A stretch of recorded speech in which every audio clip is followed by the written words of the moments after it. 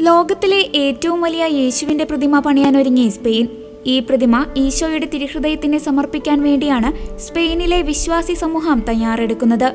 സ്പെയിനിലെ മാഡ്രിഡിനടുത്തുള്ള ബോഡില്ല del Monte പട്ടണത്തിലാണ് യേശുവിന്റെ വലിയ പ്രതിമ നിർമ്മിക്കുക. 2019 മുതൽ യേശുവിന്റെ ഈ കൂറ്റൻ പ്രതിമ നിർമ്മിക്കാനുള്ള പദ്ധതി ആവിഷ്കരിച്ചു കൊണ്ടിരിക്കുകയാണ്. അതിനായുള്ള ധനസമാഹരണവും സ്പെയിനിലെ വിശ്വാസി സമൂഹം നടത്തിയിരുന്നു.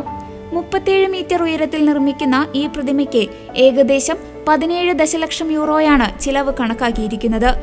കുരിശിൽ തറയ്ക്കപ്പെട്ട ഈശോ മുട്ടുകുത്തി കൈവിരിച്ചു നിൽക്കുന്ന രീതിയിലുള്ള പ്രതിമ ലോകത്തിൽ ആദ്യമായാണ് നിർമ്മിക്കുന്നത്.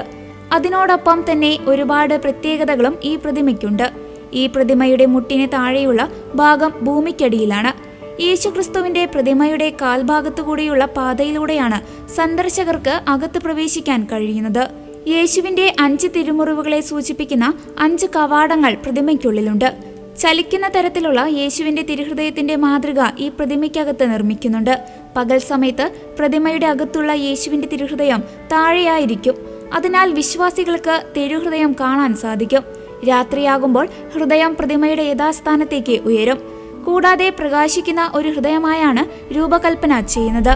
പ്രതിമയുടെ ഹൃദയഭാഗത്ത് തിരുഹൃദയ ഭക്തി പ്രചരിപ്പിച്ച വിശുദ്ധ മാർഗരറ്റ് മേരി അലക്കോക്ക് പോലെ മറ്റ് വിശുദ്ധരുടെ പേരുകളും ആലേഖനം ചെയ്യും. ഈ കൂറ്റൻ പ്രതിമ 2027 തിരുഹൃദയ തിരുനാൾ ദിനത്തിൽ ശിലാസ്ഥാപനം നടത്തുമെന്ന് പ്രതീക്ഷിക്കുന്നതായി അധികൃതർ അറിയിച്ചിട്ടുണ്ട്. 2030 ജൂൺ വരെ നിർമ്മാണ പ്രവർത്തനങ്ങൾ തുടരുമെന്നും ഉദ്ഘാടന തീയതി പിന്നീട് അറിയിക്കുമെന്നും അധികൃതർ പറഞ്ഞു. നിലവിൽ ലോകത്തിലെ ഏറ്റവും വലിയ യേശുവിന്റെ പ്രതിമയായ ബ്രസീലിലെ എൻചാറ്റഡ് ക്രൈസ്റ്റ് ദി പ്രൊട്ടക്ടറിനേക്കാൾ 1 മീറ്റർ ഉയരത്തിലാണ് സ്പെയിനിൽ ഈ പ്രതിമ നിർമ്മിക്കുന്നത്.